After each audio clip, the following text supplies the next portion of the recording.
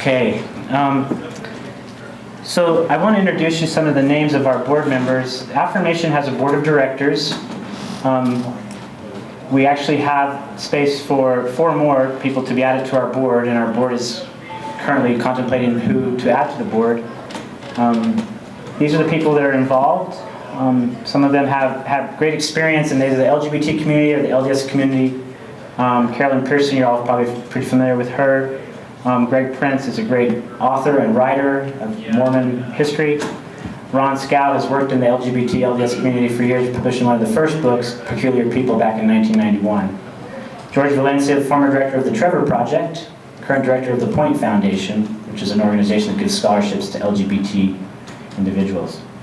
Sam Wolf, who works for the Southern Poverty Law Center and works strongly to promote civil rights for LGBT individuals across the country. And Yvette Zobel, our wonderful cheerleader, is out of the country, as is Doug Balls and one other. Tom Christofferson, he works for a big firm in New York. He has lots of other experience and helps us out with our relationships with other people in the LDS community. And then, what's that? Judy Finch, we have here. Judy, did you stand up before? Judy is probably the most affirming video on the MormonsandGays.org website, and she'll be speaking to us tomorrow night. Who did I miss? Mark Packer. Where are you, Mark? Mark Packer, he's been around for a while helping with many things. I don't even know what to say. And Fred Bowers. Fred Bowers has done so many things behind the scenes, and the work is just amazing. So, sorry I didn't go in order, but I think I covered everyone. And these 2 folks here, I'm Randall Thacker, president of Affirmation. John is the senior vice president, and Tina is the vice president. And Todd works with Tina closely on outreach. This is our larger team. We're broken down into different teams, or you could say committees. We like the word team, we think it's a little more action-oriented than committee. So organizational development, that's working on growing the organization, etc. Development is our fundraising. We've had a wonderful experience this year in being able to find people who are willing to support us. We have a finance team. Chuck, our treasurer, couldn't be here. His mother's getting an operation on a heart valve replacement. And our annual conference committee, some of them stood around here earlier. Then under John, we have communications. You may recognize some of the names. We're currently working on a new website. Jameson Manwarian is leading up that effort. And then we have people who help us work with the church. Then under Tina, we have Todd working with the membership and outreach, and we have Jameson and Scott Hale and others working on the creation of the millennial group for the millennial generation. And then a whole host of other people who are helping us. So forgive me if I've passed over your name, just for the sake of time. And then we have people who've helped create materials as allies. If you haven't visited yet the website and gone to affirmation.org/packet, right? There's a packet that these allies created that you can take to your bishop, stake president, your neighbor, who helps them increase their understanding of homosexuality within Mormonism. And a lot of it uses resources and quotes from the church and other materials that are already out there. And then we have spirituality and reconciliation. This is really one of our biggest goals as Affirmation, is to help you find peace of mind and healing. And we have sponsored a few teleconferences on healing, where we've had hundreds of people download them after the fact, and we'll be doing more. One was healing yourself, one's healing your relationships, and 2 more will come up as healing your relationship with the church and healing your relationship with family. And we've had Judy Finch has participated on these, Carolyn Pearson, Sam Noble, is Sam in the room? And some others. And we're always looking for new people who want to be involved in these types of initiatives. We also do a number of articles. Our new website will have a lot more content that's spiritually related. It's one of our founding principles from Affirmation from 32 years ago. That's a big part of it. So I'm going to give you an overview of our mission, vision, and objectives. And then what we're going to do is we'll take questions from all of you, and we'll also have a memorial. And We also will have a brief, more detail-oriented thing around our bylaws. It's a real housekeeping thing that we're required to do here. Make it kind of boring and dry there, but Olin does a really good job of keeping it exciting, so you might want to stick around. So this is the founding charter of Affirmation. It was created 32 years ago. Those are some pretty brave souls who were dealing with that 32 years ago. And Paul Mortensen, founder of Affirmation, you can read about the founding of Affirmation in your program on page 7. And I just want to quote one thing here. He and Matt Price, who were some of the original founders, said, quote, "Don't forget the work of the Spirit. We firmly believe that Affirmation has a place in the plan of our Father in heaven and His kingdom, and that the Holy Spirit is still with us, and individuals and as a group of His children guiding us in what we are seeking to accomplish.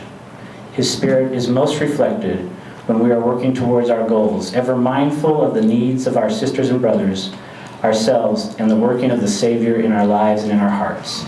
And they will tell you that they started this by inspiration. And I believe that the Lord continues to be a part of this. In particular, for those who weren't here earlier in the First Timers meeting, we had a conference in Kirtland 2 years ago in the Kirtland Temple. And it was a very powerful experience for many. And many will say that the Lord was there. And so we invite the Lord and the Spirit to be with us here this weekend. I hope you'll feel it in abundance and it will be healing for you. So you'll see here some, you can't probably read it maybe if you're far in the back, but I just will focus it. The main 4 principles are to encourage spirituality, provide support for people who are trying to reconcile their beliefs and their sexuality, provide communication, education, dialogue with the church, and to provide an opportunity for social support and community. The team, when we got together, the new Affirmation team in January, we met at Greg Prince's home in Maryland, and we came up with a vision for the next 3 years of Affirmation. So in January 2016, this is our vision, is that Affirmation will be a strong, viable, financially sound organization. It will be inclusive of however people define themselves. Some people define themselves still as same-sex attracted. We want people to feel free to define them as they want to define him or herself. It will be inclusive, serving tens of thousands. We are getting such big requests now internationally from people to get support. There's a demand for tens of thousands to be supported in this effort. If you have a language skill, we ask you to go and sign one of the one of the clip charts. Clip charts?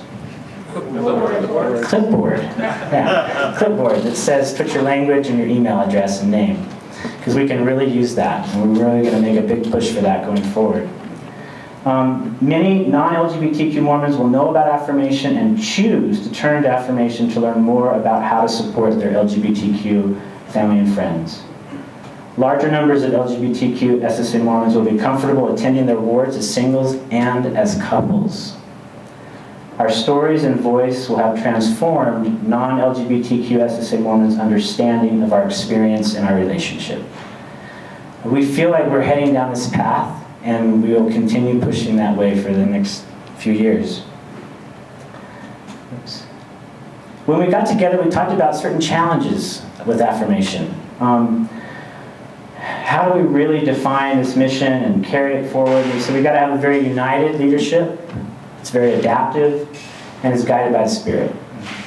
We also said, how do we bring together the broader array of people who are in this community? We have people who have completely left the church, have no desire, and maybe actually feeling very angry, and maybe for their, rightly so, against the church, and have nothing and no desire to be a part of that. Then we have others who are celibate and temple worthy, and they're part of Affirmation. So you saw earlier, if you were in the First Timers, that there was sort of a demographic activity that was done. And we want all to feel very welcome and part of this. Carolyn Pearson tomorrow morning will talk about the hero's journey of the gay lesbian Mormon. She'll talk about the Mormon tribe. We should all feel included in the Mormon tribe, no matter where we are and where we've decided to take our lives. And that's what we want to provide as community here that's committed to that. And then we want to bridge the gap between the church and the LGBT community. And we figure this is by living through faith, hope, charity, humility, patience, and realizing our individual journey does not require validation by the church. And we want to engage and listen, though, to church members and leaders to eliminate misunderstandings. And we want to welcome allies to come in and help us. Then we decide, well, what are the values? What are our shared values? How will we work together? And we said, well, definitely we want Christ-like love, respect, optimism, humility, patience, and non-judgment. We want to be authentic. We want to be open, and we want to have diversity and integrity. And we want to live by the Spirit to foster increased learning and understanding. And we want to be examples of living productive, happy, gay Mormon lives. We want to support all who are affected by homosexuality and Mormonism. We're going to avoid taking positions on doctrine. We're not going to take positions on how people choose to act. If somebody chooses to be celibate, great. If somebody chooses to be in a partnership, great. If somebody chooses to marry the same sex, great. If somebody is married the opposite sex, that's their decision. We will support whatever they want to do, their life. Provide a sounding board for those who are hurting and really become a place of healing, honoring each individual's path and helping them process through it. We will own our faith, and we will follow our own inspired agendas as we welcome conversation with the church. We'll encourage church activity for the LGBT tribe who's interested. And there's a big who is interested. We realize for some people, it may not be a healthy place for you to be right now, or maybe for a long time, or maybe never again. We recognize that mental health and emotional health is overall. You need to find a healthy place. And we want to avoid duplicating what other groups are doing. So this year we have done tremendous work to partner with other groups like Mormons Building Bridges, LDS Family Fellowship, Mormons for Equality and Reconciliation, and even North Star as well. Don't worry, I'm not going to read through all these, don't worry. This is our summary strategic plan. So we said, okay, if we're going to do this, if this is our vision, how are we going to get there? So we came up with 6 objectives. The first 4 pretty much mimic the 4 principles that we were founded on. Encouraging spirituality, creating meaningful dialogue within the church, creating a community, a beloved community where we feel safe and can be fully authentic. And number 4, provide or connect LGBT Mormons to resources that will help them reconcile and heal. And then on 5, we wanted to increase our visibility and awareness out there. And we're grateful that we have found people in the community, such as the Youngs and others who are coming this weekend, who want to be a part of this. And goal 6 is to get our house in order, to raise money, to define our governance, and update our bylaws as needed. The items that are in black italics are the items that we have either accomplished or are really working hard at doing right now. And this is a 3-year plan, so we're progressing. We feel pretty good at this point. So I'm wondering if we should do the Q&A before the bylaws. Yeah, let's do that. Yeah, okay. You want to grab the mic there? So what we're going to do, we have a more detailed thing about some changes to the bylaws that will happen that Owen's going to describe. But before we get into that, I'll just touch on a couple other things and then we can go to the Q&A.